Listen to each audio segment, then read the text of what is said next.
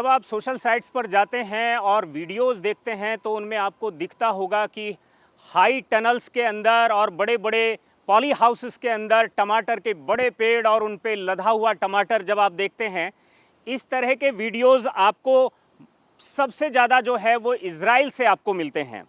और ये जो हाई टेक्नोलॉजीज़ हैं, इनके चलते हमें ये बताया गया कि भारत के एक आम किसान की तुलना में इज़राइल का किसान 10 गुना तक उत्पादन लेता है।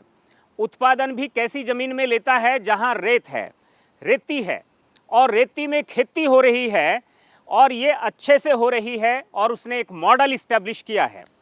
भारत के साथ उसने सहयोग करके, कोलैबोरेशन करके ऐसे 30 सेंटर स्थापित किए जिनको सेंटर ऑफ एक्सीलेंस कहा जाता है। इनमें से एक सेंटर है करनाल में और ये वेजिटेबल को डेडिकेटेड है।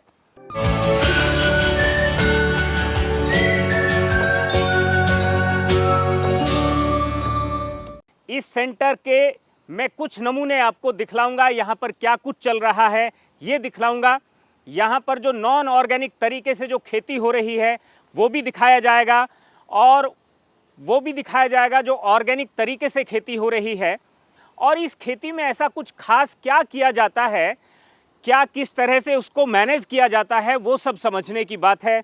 आप मेरे पीछे दिखेंगे तो यहाँ पर मल्चिंग है। मुझे दिखने में यहाँ पर कुछ रबड़ के पाइप लगे हैं।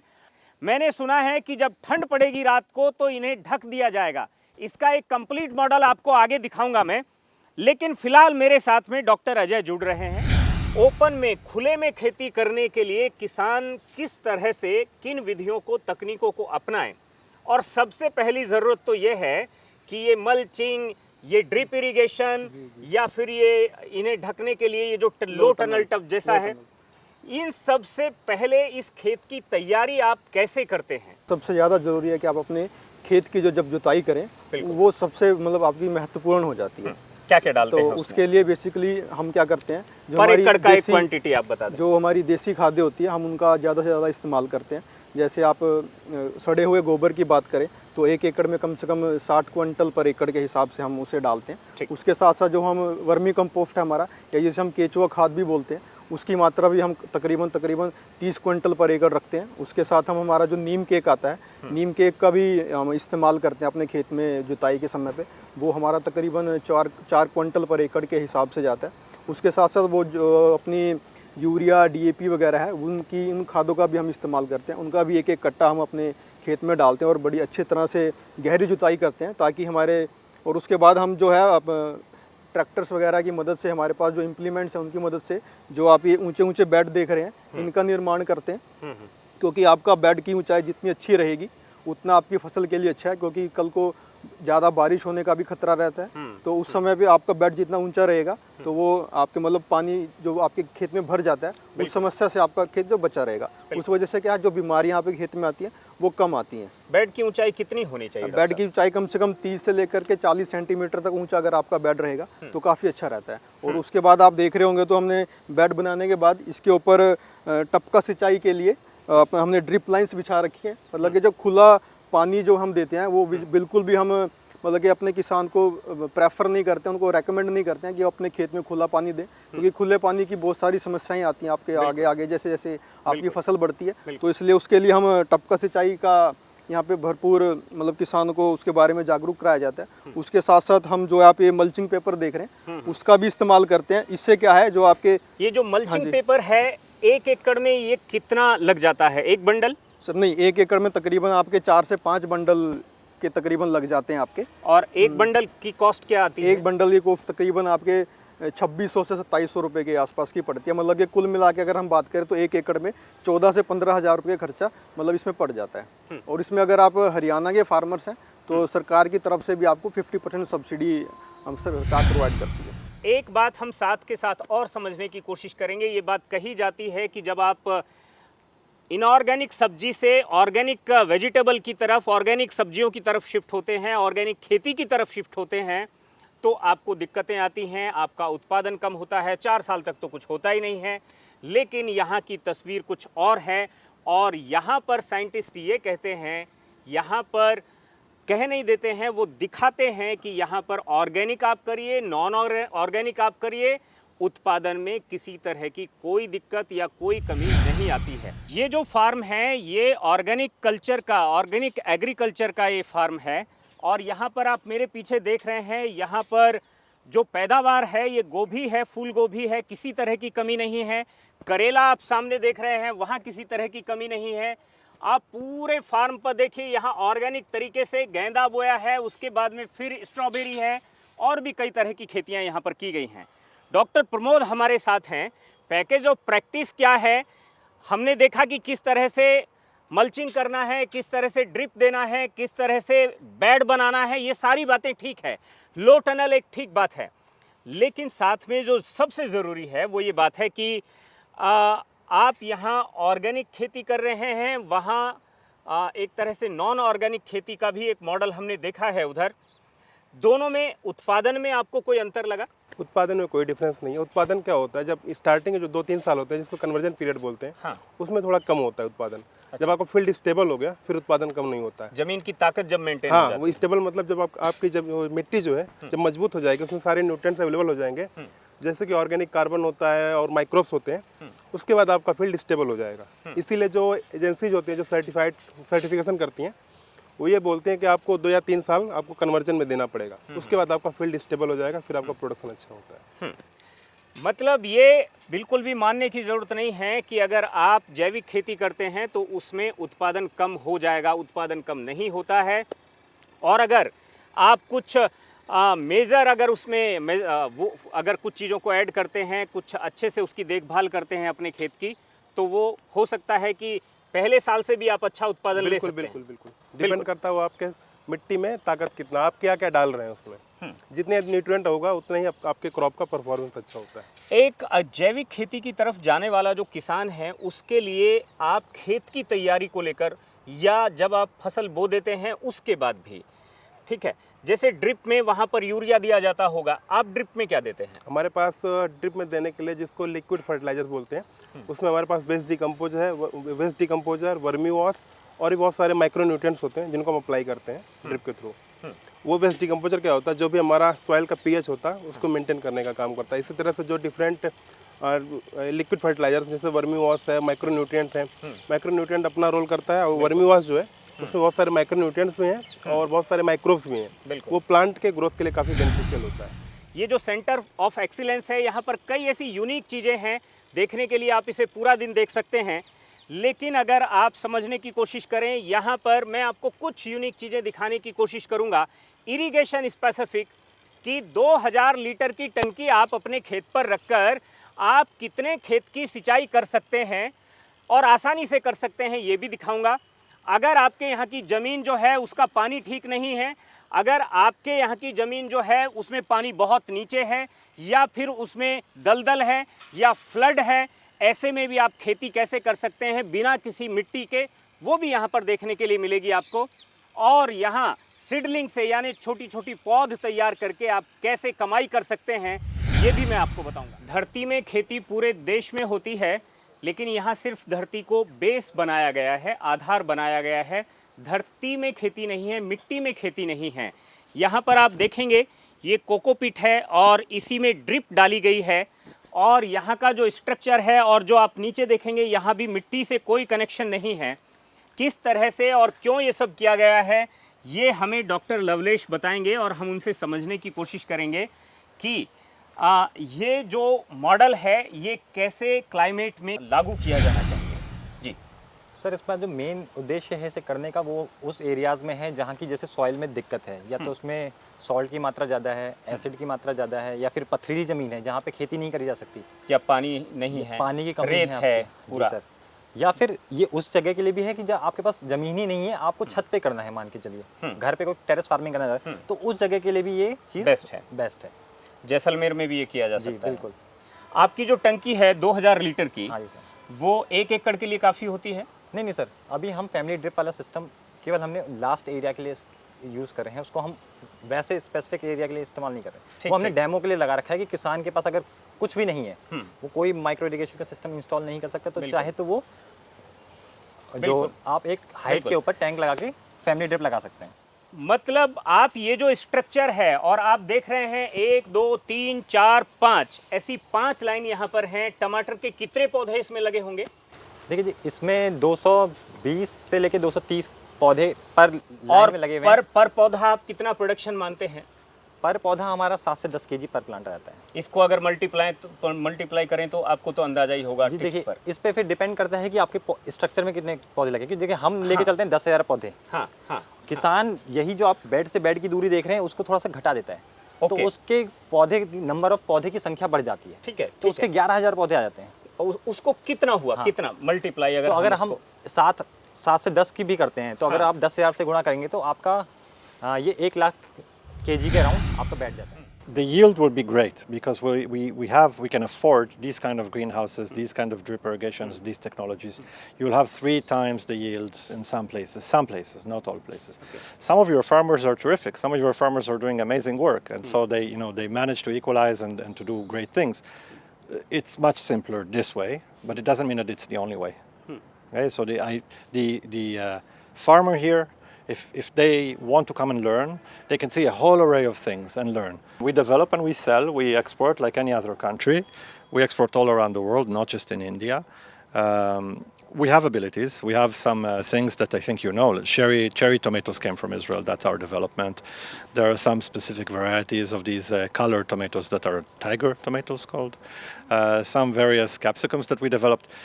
But these are not what we promote in the excellence centers. Here, we're trying to grow yield.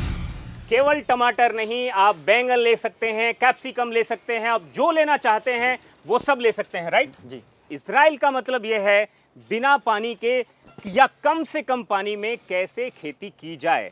अगर आपके पास कुछ नहीं है और एक पानी की टंकी मात्र है तब भी आप खेती कैसे कर सकते हैं, आइए मेरे साथ दिखाता हूँ। आप यहाँ पर सेंटर ऑफ एक्सीलेंस जो घरोंडा में है, करनाल में, आप इसमें देख सकते हैं मेरे पीछे जो ये पानी चल रहा है ये फ्लड इरिगेशन के लिए नहीं है। यहाँ पर एक पीछे तालाब है, उसमें पानी जाता है और वहाँ से ये पानी फिर पूरे ड्रिप इरिगेशन के थ्रू पूरे फार्म पर चला जाता है। लेकिन यहाँ कई मॉडल बनाए गए हैं। मैंने कहा कि अगर आपकी छत 500 स्क्वायर मीटर की है और आप उसके ऊपर एक इस तरह का स्ट्रक्चर बनाते हैं, ऐसे में आप अपने यहाँ से उत्पादन जो है करीब करीब 100 क्विंटल तक ले सकते हैं। 100 से लेकर 120 क्विंटल तक भी ले सकते हैं। ये वहाँ का एक कैलकुलेशन बनता है। और ख़ास बात यह है उसके लिए कोई फ्लड इरिगेशन की ज़रूरत नहीं है, ऊपर मिट्टी चढ़ाने की ज़रूरत नहीं है। सिर्फ एक टंकी आपको छत पर रखनी है। आपकी टंकी 2000 लीटर की हो या फिर 500 लीटर की हो या 5000 लीटर की हो, काम करेगी। हमारे दर्शकों को बताइए कि ये जो फैमिली इरिगेशन है ये कैसे काम करता है। जी देखिए, इसमें जो मेन सिस्टम है हमारा, एक मोटर लगी हुई है जो बिजली की मोटर है। हाँ। इसे हम ऑन कर देते हैं, इससे हम सारा का सारा पानी टंकी में फिल कर देते हैं। जो हमारा पॉन्ड आपने देखा वहां से हम पानी फिल करते हैं इसमें। ठीक है। फिर जब हमारी मर्जी, जब हमारी जरूरत के हिसाब से, जब बिजली हो ना हो, हमें उससे फर्क नहीं पड़ता, क्योंकि जो पानी है टंकी का वो सारा का सारा गुरुत्वाकर्षण से, ग्रेविटी के द्वारा नीचे आएगा और उससे हम सारा का सारा हमारा जो एरिया है उसको हम फर्टिगेट या फिर इरिगेट करते हैं। बिल्कुल जी। मतलब ये कुछ ऐसा ही है जैसे आपकी छत पर टंकी होती है और उस टंकी से आपके घरों में अलग अलग बाथरूम में, अलग अलग वॉशरूम में जिस तरह से पानी सप्लाई होता है, वैसे ही वो जो वहाँ पर लाइनें थी, जो कोकोपिट के बेड बने हुए थे, उन पर वो पानी उसी तरह से ड्रिप के साथ में सप्लाई हो जाता है और उस बेड का वेट भी ना के बराबर होता है। तो आइए हम चलते हैं इसके बाद एक और यूनिक चीज़ देखने के लिए जिसको सीडलिंग कहते हैं। मतलब जो सब्जियों की पौध है वो यहाँ तैयार करके और किस तरह से कितने किसानों को दी जाती है और उसकी वायबिलिटी क्या है, उससे आमदनी कितनी होती है। ज़रा एरिया आप देखिए, 1792 स्क्वायर मीटर, 4000 स्क्वायर मीटर होता है 1 एकड़ में। ये आधा एकड़ से भी कम है और मैंने ऑफ द रिकॉर्ड जब जानने की कोशिश की, इस आधा एकड़ से भी कम एरिया के अंदर से 2 करोड़ रुपए की आमदनी जनरेट की जाती है। हम यहाँ पर दिखेंगे और समझने की कोशिश करेंगे कि इस आधा एकड़ से किस तरह से ये सब चीज़ें जनरेट होती हैं। मैं सबसे पहले डॉक्टर हर्षिता का परिचय आपसे करा दूं। डॉक्टर हर्षिता हैं, सेंटर ऑफ एक्सीलेंस में हैं और यहाँ पर सीडलिंग की इंचार्ज हैं। डॉक्टर साहब, यहीं से आप हमें बताइए इस अपने पूरे के पूरे जो आपने ये ग्रीन इकोनॉमी जो आपने जनरेट की है, इसके बारे में। आप जैसे कि देख रहे हैं हमारी नर्सरी का जो हमारा बफर जोन बोलते हैं हम इसे, हम यहाँ खड़े हैं। यहाँ हम, आप ये नीचे देख रहे होंगे एक मैट है, इसके ऊपर हम पोटेशियम परमैंगनेट का सॉल्यूशन डाल के रखते हैं। और साथ में आसपास आप ये स्टिकी ट्रैप्स देख रहे होंगे कि अब जब हम एंट्री करते हैं तो उस टाइम पे बाहर से अगर कोई आ रहा है तो उसके जूतों के साथ कुछ लग के आता है या जैसे भी, या कोई इंसेक्ट का अटैक एकदम से एंट्री होती है अगर गेट खुलता है तो वो उस टाइम पे इन पे या तो ट्रैप्स पे चिपक जाएगा, और जो मिट्टी या कुछ इस तरह का हमारे पैरों पे लग के आया है वो हम यहाँ से डिप करके आगे हमारी एंट्री करते हैं। चलें? हाँ जी बिल्कुल। मतलब अगर आपको आगे बढ़ना है तो आपके जूतों, हाँ जी, यहाँ ये से पोटेशियम परमैंगनेट का परमैंगनेट सॉल्यूशन का होता है। सॉल्यूशन हाँ जी, यहाँ पर है, ये आपके जूतों डिसइंफेक्टेंट से होता है। ये यहाँ पर, हाँ जी, ये खत्म। और दीवारों पर आपने देखा यहाँ पर नीला है, पीला है, हरा है, और ये तमाम तरह के कीड़े इस पर आप लाखों करोड़ों में देखेंगे, इस सबको यहीं कैप्चर कर लिया गया है। हाँ जी। अभी हम ये आगे हमारा चलेंगे। नेक्स्ट गेट रहेगा। हाँ। 2 गेट रहते हैं इसमें। पहला गेट पहले उसको बंद करके फिर हम दूसरे की एंट्री करते हैं। ये छोटे छोटे बच्चों की नर्सरी है, ठीक है। और ये एक बार मैं चाहूंगा अजेंद्र को, अजेंद्र एक बार ओवरव्यू जो है पूरी की पूरी नर्सरी का यहाँ से आप लीजिए। वहां पर सावधानी बरती गई थी, उसके बाद भी वो जो कीटाणु हैं, वो जो बैक्टीरिया हैं, वो हानिकारक जो कीट हैं वो यहाँ अंदर आ जाते हैं, लेकिन उसके लिए भी यहाँ पर बहुत सारी ये इंतजाम यहाँ पर किया गया है ताकि वो चिपक जाएं। अब मैं हर्षिता के पास चलता हूँ। डॉक्टर साहब, आप हमें ये बताइए इसके बारे में कि यहाँ किस किस तरह की नर्सरियाँ हैं। फार्मर्स के लिए हम तैयार कर रहे हैं यहाँ पे हमारी सीडलिंग सॉइललेस मीडिया में हम तैयार करते हैं, जिसमें कि हम ज़्यादातर हमारा यूज़ जो रहेगा वो कोकोपीट का, परलाइट और वर्मिकुलाइट का रहता है। मिट्टी रहित जिसको बोलेंगे हम, उस तरह से हम तैयार करते हैं। और फार्मर्स जो हैं सिर्फ हरियाणा के नहीं, दूसरे स्टेट से भी हमारे पास फार्मर्स आते हैं जिनके लिए हम कोकोपीट के अलावा आप बाकी 2 चीज़ें जो बता रही हैं वो क्यों इसमें डालते हैं? उनका अलग अलग रोल है। सब तीनों मटेरियल का अपना अलग रोल रहता है इसके अंदर। कोकोपीट है जैसे कि उसकी ये पोरोसिटी अच्छी होती है, एक वो ग्रोइंग मीडिया, पानी को रिटेन करने की कैपेसिटी अच्छी होती है, साथ साथ एरेशन, और उसमें जो वर्मिकुलाइट और परलाइट है हमारा, वो उसमें एरेशन को, पीएच को मेंटेन करने में, इन चीज़ों में हेल्प करता है हमारे मीडिया के अंदर।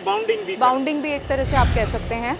बाउंडिंग का मतलब ये है कि अगर इस टमाटर के पौधे को सिर्फ कोकोपीट में उगाया जाता तो इसकी बाउंडिंग ऐसे गमलानुमा न बनती।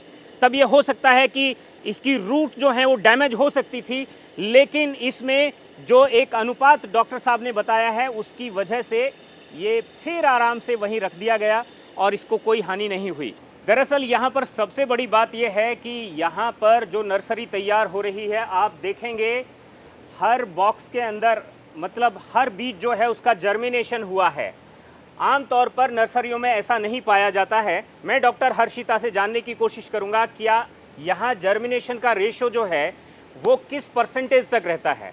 सर, हमारा जो जर्मिनेशन है ज़्यादातर क्रॉप्स में, मेजर क्रॉप्स जो हमारी कुकुरबिट्स हैं उनमें हमारा 95 to 100% है, मतलब मेजरली 100% भी रहता है हमारा।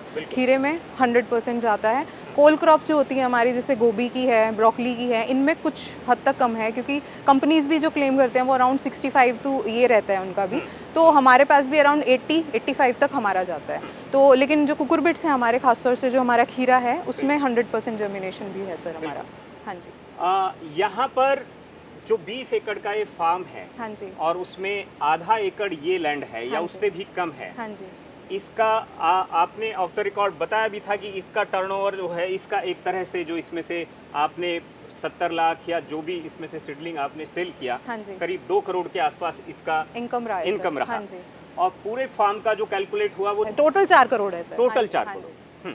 मतलब इसका ये है कि टोटल जो फार्म है उसकी इनकम 4 करोड़ रुपए थी, और सिर्फ आधा एकड़ से भी कम का जो ये फार्म है, ये जो आप स्ट्रक्चर देख रहे हैं, इसके अंदर जो ये पौध तैयार करने का काम चल रहा है, इसकी जो आमदनी थी वो 2 करोड़ थी। We have our own technologies. We export, as any country does. But the seeds that you see here growing here are seeds that are available in your own market. Is the farmers bring them here and we grow them. We make them into seedlings. We try to give them the best possible seedlings so that they'll have a good functioning. किस किस पौधे की nursery आप तैयार करते हैं? हम यहाँ पे हर तरह की जिन की हम ट्रांसप्लांटिंग करते हैं सब्जियों हाँ। की, उनकी सबकी नर्सरीज हमारे पास तैयार हो रही हैं। आप बेल वाली सब्जियां ले लीजिए सबसे अभी- पहले। अभी क्या-क्या है अभी इस टाइम पे हमारे पास ज़्यादातर या तो बेल वाली सब्जियां हैं, क्योंकि अब जो हमारे फार्मर्स तरबूज है, हैं, हाँ जी, खरबूज अब है। अर्ली क्रॉप लेने के लिए लो टनल में अब जैसे दिसंबर में ट्रांसप्लांटिंग करेंगे, तो बहुत सारे हमारे हरियाणा के फार्मर्स क्या हैं, पहले अर्ली क्रॉप लेने के लिए हमारे पास सीडलिंग्स तैयार करवाने लग गए हैं। तो अब अक्टूबर नवंबर में इस टाइम पे सब सीड्स प्रोवाइड कर देते हैं हमें, ताकि उनको हम दिसंबर मिड तक या दिसंबर एंड तक सीडलिंग्स दे सके। तो ज़्यादातर तो तरबूज, ये सारा का सारा बुक्ड सीड हाँ है? जी, ये फार्मर्स का सीड है सर, सारा फार्मर्स का मतलब सीड है। आप फार्मर्स किसी ने को बुकिंग बेच ही नहीं सकते? नहीं, हमने अपने लिए, उसके लिए हमने किचन गार्डन का अलग से रखा हुआ है सेगमेंट, हम अपने सेल पॉइंट पे दे रहे हैं वो चीज़, Okay. जो अगर किचन गार्डन पर्पज से किसी को चाहिए। बट ये मेजर जो हमारे पास रहता है वो हम फार्मर्स को तैयार करके देते हैं। हमारा मेनली जो नर्सरी का जो है वो फार्मर्स के लिए है यहाँ पे। मतलब आप समझ सकते हैं यहाँ पर जो ये पौध है इसके लिए किसानों ने ऑलरेडी बुक करा चुके हैं, ऑलरेडी जो है वो बुक भी करा चुके हैं, उसका पैसा भी दे चुके हैं। अब तो यहाँ पर तैयार हुआ है और ये जाकर के उनके खेतों में ट्रांसप्लांट हो जाएगा। भारत में करीब 30 सेंटर हैं जो centre for excellence with the Indo Israel cooperation से जिनको बनाया गया है, चलाया गया है और ये बखूबी रन कर रहे हैं। अगर भारत की हम बात करें, इजराइल की बात करें प्रोडक्शन की, तो हमें ये बताया गया कि करीब इजराइल में अगर सामान्य फार्मर की बात करें तो 10 टाइम प्रोडक्शन जो है वहाँ पर ले लेते हैं किसान। लेकिन अगर एक्सीलेंस, सेंटर फॉर एक्सीलेंस की बात करें यहाँ पर, तो साइंटिस्ट का ये कहना था कि अब हम बराबर हैं यहाँ पर।